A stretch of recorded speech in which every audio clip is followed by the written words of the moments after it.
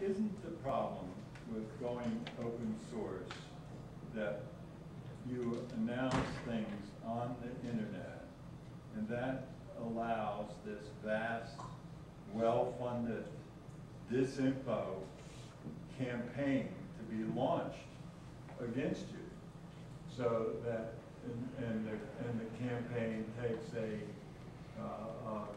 continuum from you're crazy to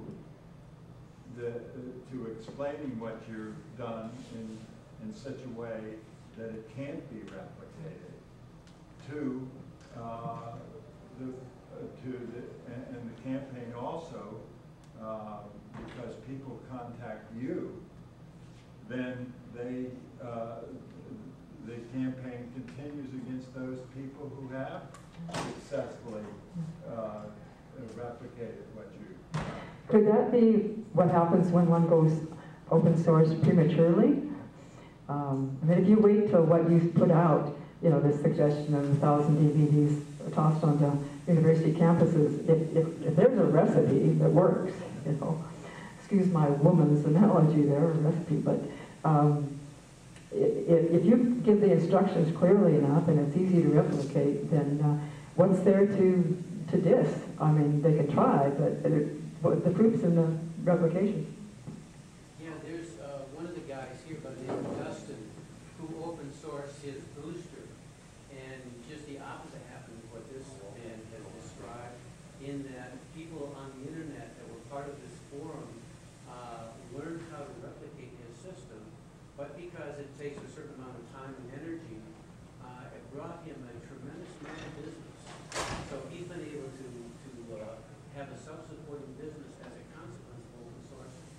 So there are people among these groups that are here today that represent open source very successfully. Okay, there's a success story where somebody actually started a business. There's different methods of how you would go about with certain things. And not that it's the deal I want to do. I have not heard success stories with anyone going open source. I've heard Tesla giving away C80 dies pork, you know, and many different things. I've heard only horror stories of going open source, and I've experienced them. So I guess I definitely like to hear, you know, other ways, different, you know, arguments on it. Is there a forum where you could just specifically discuss open source experiences? Yeah, you're just saying the patent system. I'm just saying that the patent system, the way it is right now, is a joke. From everything I've heard. It completely is, and I've gone through it, and there are problems up and down. So one is outrageously priced, something that probably could just be, you know, a $10 filing fee, and done online automated. But their investors won't even look at you if you really want to get, you know, money. Investors won't look at you unless at least you have a patent pending. So I mean, patents are a pain, but you know, new technology in this market is everything's a pain anyway. So. This is a really, really good discussion you got going, and maybe we can continue it around the fire tonight or something, you know, or we don't want to interrupt the music tonight, but end of our time, and thank you very much.